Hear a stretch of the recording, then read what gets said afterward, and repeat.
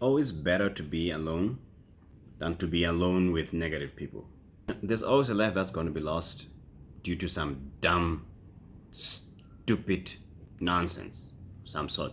Okay, and every life that is lost is a life that affects somebody, someone's brother, someone's father, someone's cousin, someone's friend, whatever, you name it. But it never makes sense to die a senseless death. You can live a life of meaningfulness, but it still doesn't make sense to die a senseless death. This is one of the reasons why I don't do friends, because I've always learned that friendship is something that has always been convenient. Even throughout my high school, I can take you through just about everything in life. I've seen people make friends, be friends, break up as friends, make up as friends, make new friends, try to find friends who are better than their previous friends. Like, I just never really understand it. Like, what's the point? I don't really get it. I don't get this thing about humanity where we are constantly looking for validation of some sort from other people. We're looking for people who relate with us, or whether it's people who we feel like, they can help us through our struggles or whatever. It's seasonal. So it never really ever makes sense to me, because it just seems like it's just a convenient thing. The saying, people say, when days are dark, friends are few. I mean, that is so true on so many levels. Okay, if you really want to test people and why they are really your friend, really question your friendships. Why is this person my friend? Why are you friends with that person? What do you like from that person? What do you gain from that person, actually? Or maybe what do they gain from you? I've seen people be friends with a person who literally talks, like they talk crap about somebody behind their back, always gossiping about other people. If you see somebody stealing from other people, or you see somebody gossiping about other people, or talking nasty about everybody behind their back, what makes you think that they don't do that with you? They definitely do that with you. But human beings it's like we're just infatuated with this idea that no, they're not going to do that to me. They're not going to steal from me. Or this person won't talk nonsense behind my back because I'm good to them and I'm nice to them. No, they don't care. I never really understand why anybody wants to be friends with somebody who's self-destructive. They say that, sometimes people make friends with a person who's, they may be chaotic, or they may be, they may exhibit some violent tendencies or whatever, because it's either you're friends with them because you'd rather be their friend than be their enemy, as the word on the street goes. Okay, I don't really understand these things, because the reason why I don't do friendship is because it never really makes sense. It all seems like something of convenience. It just strikes me as odd that people are willing to choose friends over their family. People are willing to have a grudge with their family, and some of you never talk to people within your family, your brother or your sister or your parent or something, and you're upset with them over the dumbest things, but you're willing to still try and make up with friends, or you're trying to make friendship with the world with people who don't give a damn about you, people who probably would choose their family over you, while you're choosing them over your own family. I never really understand friendship. I don't get it, especially friendship with people that are just bad company. There's a reason why the Bible said bad company corrupts. There's a reason why you have to choose your company wisely. There's a reason why people have ended up in prison, because they were in a car that was meant to accustom people who went into a store, they robbed the store, they get out of the store, they get in the same car that you were in. You didn't know what they were about to do. You didn't know what they were planning. You probably wanted to be part of the robbing, but because you were in the wrong place with the wrong person, end up in prison, get jail time, have a criminal record, because of the dumbest things, because you hang out with the wrong company. I don't get it, guys. I really don't get it. Tookoff died a senseless life, being in the wrong place with the wrong people, which that they're negative people that you probably shouldn't be hanging around with. And that is such a reflection on society right now. It's a reflection on a lot of people. It's a reflection of a lot of us in society. We don't want to admit that we are hanging out with the wrong people, or rather the crowd that we hang with are probably just not the best of company. But we don't want to admit that. Why? Why don't you want to admit that? You either confront yourself enough to admit that you have bad company or you have bad friends, or we will be the ones admitting that for you when you're lying down on the ground and going 6 feet under. And that's never nice. It's never nice to talk about a person in a reflective tone, in a senseless manner. That does not do justice to how much of a waste life can be. There's not enough emphasis that I can come up with to to really kind of illustrate what I'm trying to say, but it's so frustrating. It's so frustrating to die a senseless death. It's so frustrating. One of the reasons why I really don't do friendship is that I live a really quiet life, and I want to live a quiet life like that because I don't like bothering other people, and I don't like to be bothered. If you bother me, yeah, I'm gonna really bother you. You know what I'm saying? So I really don't like to mingle with all kinds of crowds or all kinds of people. There's a lot of people that try to mingle with me, try to make friends with me and everything, and I don't want to be their friend, and I don't run around trying to make friends. Some people call me their friend. I don't consider them friends as such. I consider them acquaintances, but they consider me their friend because I'm a good listener. I spend time with people. I listen with people.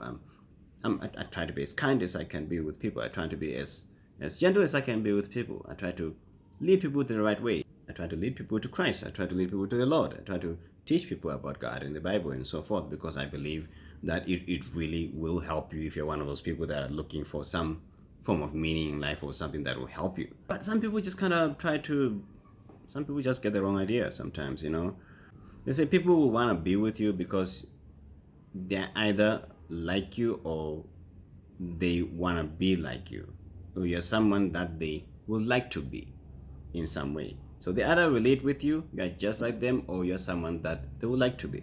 Which I understand. Sometimes you are inspired by somebody who maybe they lead the kind of life whereby they seem to be living their life. Maybe they are making some money, whether they're making that money the wrong way, maybe selling drugs or they're driving a flashy car or whatever. Some people just want to associate with people for all kinds of reasons. The problem is you gotta weigh your risks. You gotta know. People gotta know, okay.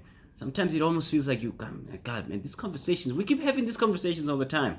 But for some reason, there's a reason why they don't get through to people. That's the reason why peer pressure is so rich. It's one of the things that I learned in varsity was that when it comes to drugs or alcohol and cigarettes, there's only one reason people start to do that, and that's peer pressure. It's not because people know that it's bad for them. You literally have cigarette packs which are not advertised anymore, but for some reason, people are still smoking. Because it's not about the advertisement, it's about the social pressures. People want to have somebody that they can sort of, a group of people they feel like they can relate with. A place where they feel like they belong. If it means smoking is going to get you in that circle for whatever reason, then so be it. People don't smoke because it's like it tastes good or there's some kind of benefit out of it. No, it's not. You know what I mean? Tobacco is addictive, yeah. But does that stop people from smoking? No. Does it stop people from drinking? No. Okay. There are a lot of benefits to stopping drinking than actually drinking. I don't even know if there's a benefit to drinking other than the fact that you just get drunk and you maybe forget your problems for a moment. It's a form of escapism, whatever. You want to get through whatever you get through it, but let's have a serious discussion and conversation about what's what at some point in time.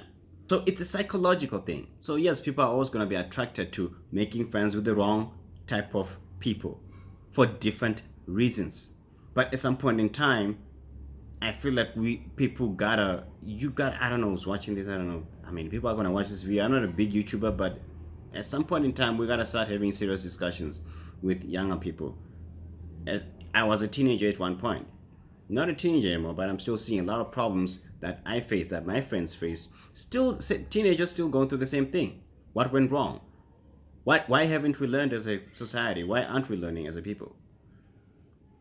That says a lot. That says a lot. We can't keep on blaming the media as well, I just feel like we gotta start having some of these conversations more in-depth and more honesty and stop romanticizing all this everything, all this fakeness, all these fake friends. It's people of color.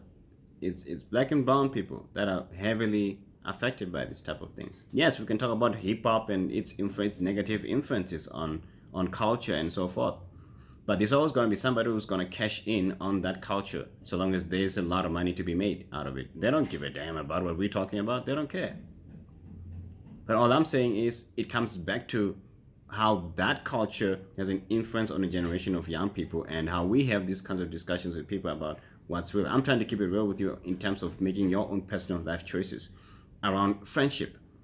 There's a common thread in that, even if it goes beyond the hip hop circle and culture, which is that it's how you choose your company, your friends, who you roll with, that will ultimately define what happens, how your life ends, and how that ultimately defines the highs and lows of your life.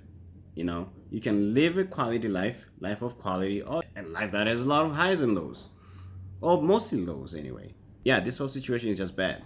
You got people posting all over social media about this death, like, for clout and just for attention. It just says a lot. I mean, the commentary just says a lot about it. People, we're becoming a people and a generation that's just, there's less value and understanding of what is the meaning of life.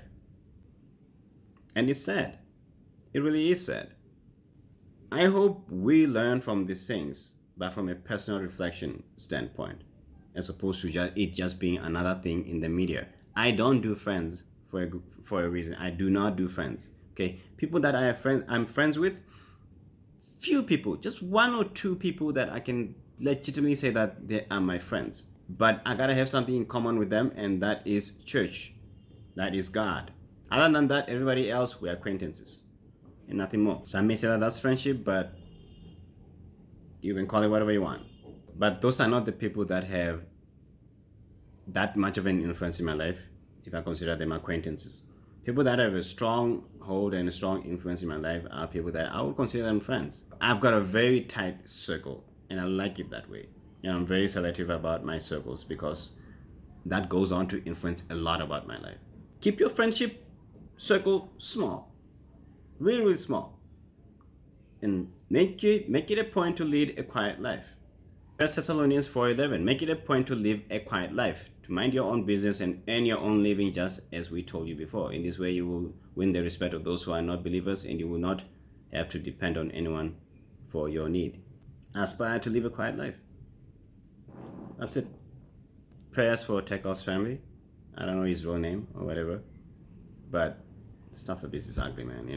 Alright, thanks for watching, and God bless.